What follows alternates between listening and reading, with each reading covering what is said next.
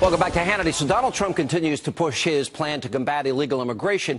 Here's what he said last night when asked if the 14th Amendment protects babies born to illegal parents living in the United States. I think you're wrong about the 14th Amendment, and frankly, the whole thing with anchor babies and the concept of anchor babies. They're saying it's not going to hold up in court. Now, it's going to have to be tested, but they say it's not going to hold up in court. Regardless, when people are illegally in the country, they have to go. I'd much rather find out whether or not anchor babies are actually citizens, because a lot of people don't think they are. Here now with reaction, the author of the #1 New York Times bestseller for 2 weeks in a row, Plunder and Deceit. We call him the Great One, Mark Levin. Thank me. How am I? You're looking pretty good. It's the makeup. All right. Now, Rand Paul was right on this. Trump was right on this. Cruz is right on this. Walker's right on this.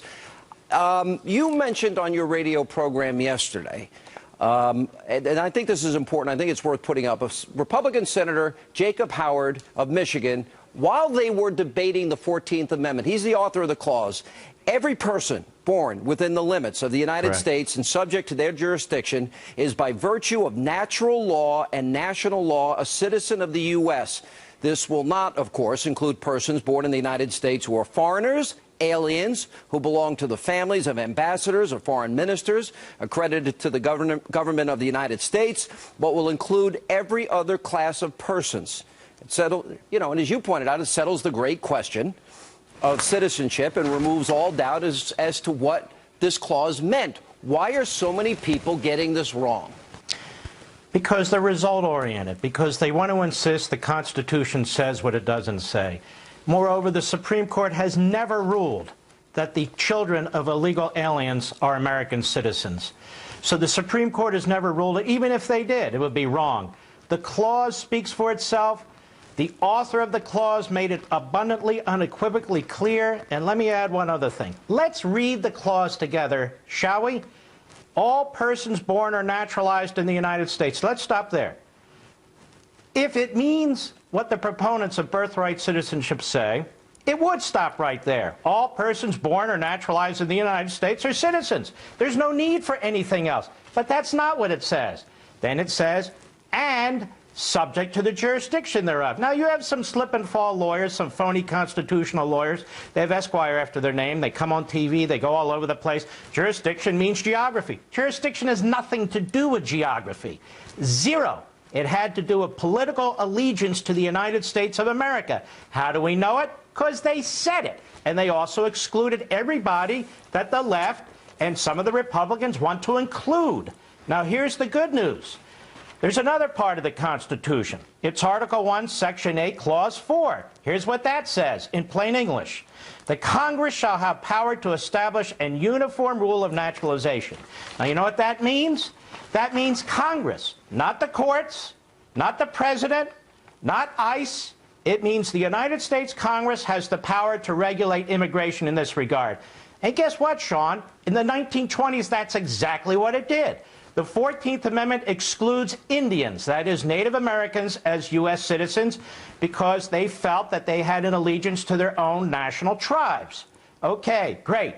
And I believe it was in 1923, Congress reversed course and said, you know what, under the 14th Amendment and under this Article 1, we've decided to grant citizenship, national citizenship, this is to all Native Americans. Because you're talking about... It could not be clearer. Article 1, Section 8, you're right. It gives the broadest possible power to the Congress to establish the uniform rule of naturalization. This should not be even in debate. And what we're talking about here are people that enter this country illegally, so-called anchor babies. Their children are born here, and people on the left want them to automatically gain citizenship. Part of Trump's deal and Ted Cruz and Scott Walker and Rand Paul, they're saying no. They're right, you're right, and these other people obviously don't know history. I don't know. So I guess there's going to be a big debate. Look, I have been looking into this, talking about this for years, long before this presidential cycle. Of course, Trump is right, and Cruz is right, and Sessions is right. They're all right. And to hear so-called constitutional conservatives trip all over themselves to sound like liberals, to rewrite this provision and accuse those of us who actually know something about it, know the history about it, know the senators who were involved in it, know what went into it, know what was meant by it, that we're the activists, that we're the extremists. Look, if you want a policy of open borders, that anybody born here should become a United States citizen, you amend the Constitution. We don't have to amend the Constitution. It says what we say it says, and by statute, going forward, prospectively, Congress can, in fact, say, we want to emphasize to this federal government, to this president, no, you cannot make children of illegal aliens American citizens automatically. All right, agree completely. What is your take on Hillary Clinton and all that's happening with this email server? I've gone over the individual laws. We had Rudy Giuliani last night, former prosecutor. We went over all the laws involved in all of this. She's being flippant, talking about Snapchat. Oh, do you mean I clean it with a cloth, Ed? And playing dumb. Yeah, right.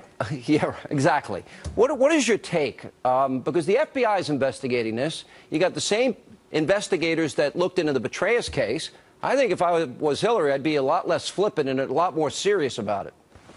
I think the problem is the U.S. attorney appointed by Obama in the District of Columbia has not impaneled a federal grand jury, which should be impaneled. She should have to testify in front of it. Maybe she won't be so flip under oath. So should her aides. Apparently now their cell phones and the texting are missing. I don't even know how many servers we're talking about at this point. We have a server in a bathroom. We have a server in a barn. Here's the bottom line. That information belongs to the American people. That information we paid for. That information may or may not be classified. If it's classified, she's in bigger trouble. Even if it's not classified, if she has personal emails on a government server, they belong to us. Now, here's the section of the law that is most problematic for Hillary Clinton, the Federal Penal Code, Section 793. Whoever being entrusted with or having lawful possession or control of any document or information relating to the national defense through gross negligence, not purposeful intent, permits the same to be removed from its proper place of custody or delivered to anyone in violation of his trust, or to be lost, stolen, obstructed, or destroyed, and so forth.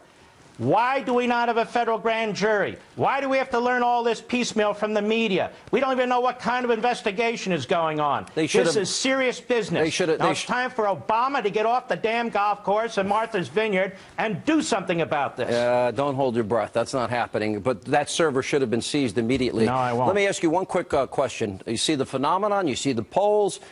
Latest Fox poll, number 1, 2, and 3, you got Trump, Carson, and Ted Cruz, 3 insurgent candidates. Doesn't that speak volumes about the anger that you as a conservative have, I as a conservative have, against Republicans that say all the right things in election years and are timid and weak and incapable of fulfilling basic promises?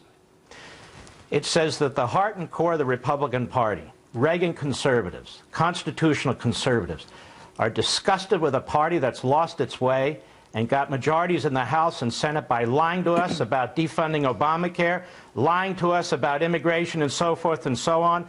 And the American people, including we conservatives, we're looking for a leader, we're looking for a statesman, and we will find one, and we will nominate that person, and hopefully we will elect that person to the presidency. We'll see who it turns out to be, but that's what's going on. We are fed up with the Republican establishment. All right, Mark Levin, the great one. Congratulations. Plunder, Deceit, #1, New York Times bestseller, 2 weeks in a row. Good to see you, Mark. Coming up, Donald Trump.